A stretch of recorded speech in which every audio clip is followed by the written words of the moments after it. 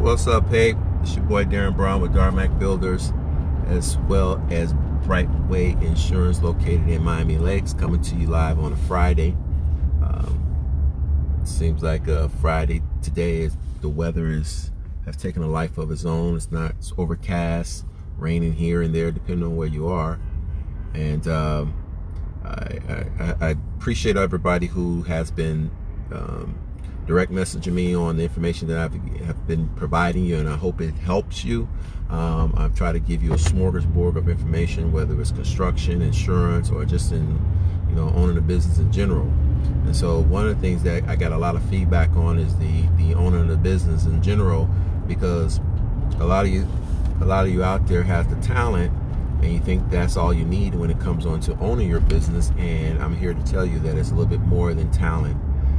Talent is what you do, is what you're good at, but it doesn't mean that you can run a business, because there's other variables in there. And when I speak to you guys, I come from a passionate place, because a lot of you who may embark on entrepreneurship or want to be self-employed, there are some flaws that you're going to have to overcome, and one of those flaws is you don't know how to ask for your money. You don't know how to price out your jobs, whatever field you may be in. You may think that when people pay you, they're doing you a favor. No, they're not doing you a favor. That's what you earned. That's what you did. You're not asking for a loan. And so I talked about this subject before, and I got a lot of feedback, and people say, yeah, that is kind of my problem. That's what has been going on. And I'm trying to tell you is that in order for you to overcome, to be successful, you're going to have to overcome those things that you are uncomfortable in doing. And one of those things that people are uncomfortable in doing, and it sounds crazy, is asking for payment. They do it through email, they do it through faxes, they do it through, and I did say faxes, they do it through faxes, they do it through text, they do whatever. But when it comes on to that, they make more phone calls and trying to get jobs than they make phone calls and asking for their payment. When you have done your job and you have done it successfully and you have done everything that's required of you, then there should be a payment there, regardless of if a person has it or not. Okay, you hoping they have it, but if they don't have it, then that's a whole nother story. Most of my people who I run into who has not been in business for very long, when they are, let's say, asking for payment, they have a tendency to don't know how to ask for money or ask for payment on invoices. And I know the reason for that. There's a simple answer for that, because, and I brought it up before, if you go back to one of my videos, you'll see that it's because when you decide, if you've been working for corporate America for 5, 10, 15, 20, no matter how long you have been working, when you get paid, you normally don't have to ask for your paycheck. Okay, correct me if I'm wrong. You can direct message me, you can comment on this, or you can say something about it, because usually your money is going to either be direct deposited, or you're going to get it on every Friday at a certain time before 12 o'clock or before 1 o'clock or whatever. So you're going to always get your envelope, or your money is going to be direct deposit into your account. So you never had to ask for your check, whether you like the amount of the check or not. That's a whole different story. You never had to ask for that paycheck, ever. Okay, I know school teachers and like that, they usually have their money direct deposit, so they never had to ask for their paycheck, regardless if they was okay with the money they were making or not. That was something they had to ask for. It was already deposited in their account. They could check on it maybe at 1 o'clock or 2 o'clock on the 15th and 30th, and the money is there. So when you go out and you decide, hey, I want to open up my own business, well, that 15th and 30th doesn't work like that. You have to ask for that check. You have to write invoices. You have to, understand what your account receivables are and what account payables are, things that you may owe, and so forth. So you got to kind of like change your habits and change the way you think when it comes onto that, right? So I just, I want you guys to kind of understand there's nothing wrong with you asking often. if a person has not paid you.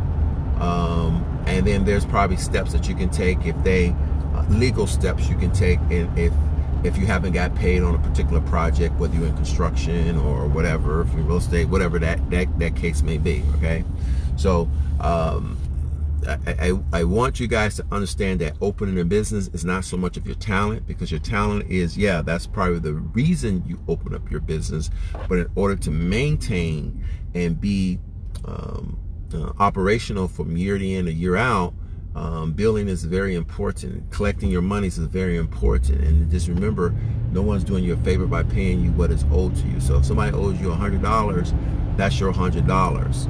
I mean, thank you is good, but it's not like, hey, I'll pay you back. No, because you already did whatever it was in order to make that $100.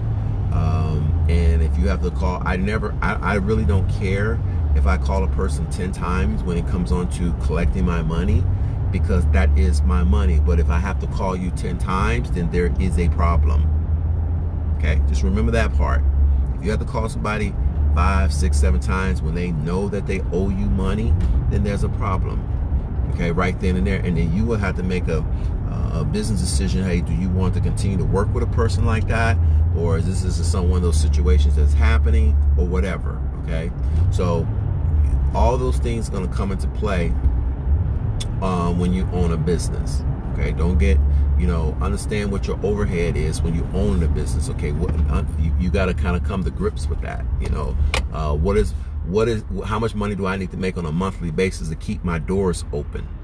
You didn't have to do that when you was working 9 to 5. You didn't have to worry about, certain bills, FP&L bills, or water and garbage and insurance and stuff like that. You didn't have to have that. But once you own a business, you gotta, those are some fixed costs that, regardless if you make any money at all, this is what I need to keep my doors open. Okay, so when you sit down and you get your pencil and you sharpen it up and you say, hey, my rent is this, my my electric bill is this, my insurance is that, and you just start coming up there, and I got a person is answering the phones, you got to pay them. Okay, regardless if you make a dime or not, that has to be paid each and every month. Paper, if you want to have a variable cost for that, you can probably put that in there. So you gotta, and if that number comes out to be 2,000, 3,000, whatever, so that means that at any given moment, that's what every single month you have to make that, at least, in order to break even. We're not even talking about your salary to run that job. We're not talking about, just the profit in addition to that you can go, save in case you do have those down months or those down weeks or that down year. So if you're not ready to ask for your money and you got open invoices out there, then that's a problem. That is a problem. Okay, so first, you sit down, you figure out, okay, what type of business you want, and then you figure out, okay, how can I incorporate that business, whether you do an LLC or you do for a profit company. You do that with the state of Florida. You go on there, and again, you get your attorney or accountant, and y'all can do the paperwork, even though you may be able to do the perfect paperwork yourself, but neither I'm an accountant or I'm an attorney, so that's something that you have to decide which is best for you. And then you figure out, okay, what is it going to take to start up this company? Okay, how much money I'm going to need and start it? Can you start it from home? Okay, that can help you a little bit because you may not have rent, stuff like that. But you're gonna have to. I need a phone. I need computers. I need some software that I got to pay on a monthly basis. I need certain things that there is going to be a cost that's involved in it. Okay. And if you're going solo, well, how much money I'm going to need on a monthly basis to pay for my personal bills if this business is not bringing me money in? Okay, so you want to be able to put yourself in a position where you can make a certain salary for yourself, and you may not be able to make a salary for the first year of your business.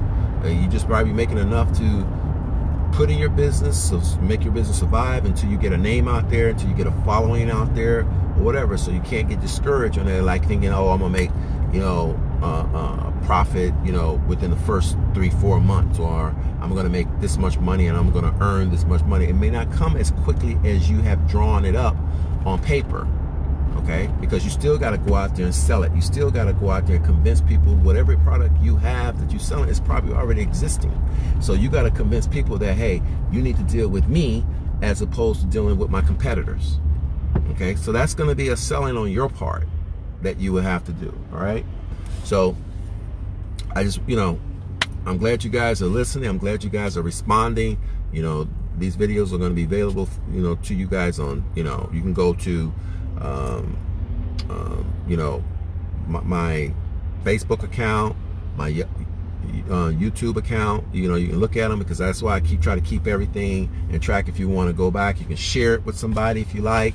But again, this is just information coming to a person who owns his own business, who has owned his own business for it, and have had his ups and downs with it, had his doubts, had my concerns, questioned myself, all of those things. So I'm not coming to you and say, hey, I made all the right decisions. I'm not coming to you and say I got all the right answers.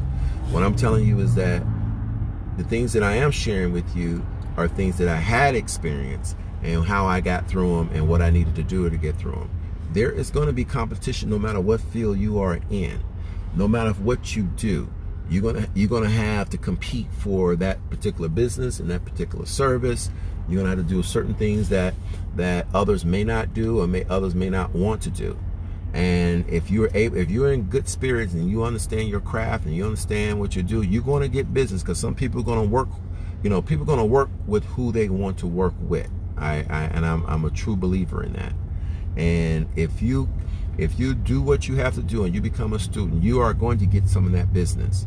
I'm not saying you're going to get all the business, but you're going to get some of that business where people are going to want to work with you because of who you are and what you bring to the table. And if you can remember that, I don't think you're going to have a problem. So with that being said, I'm tired of talking to you guys. As always, it's Friday. I hope you enjoy your Friday. Stay safe out there. It's still raining. But with that being said, peace.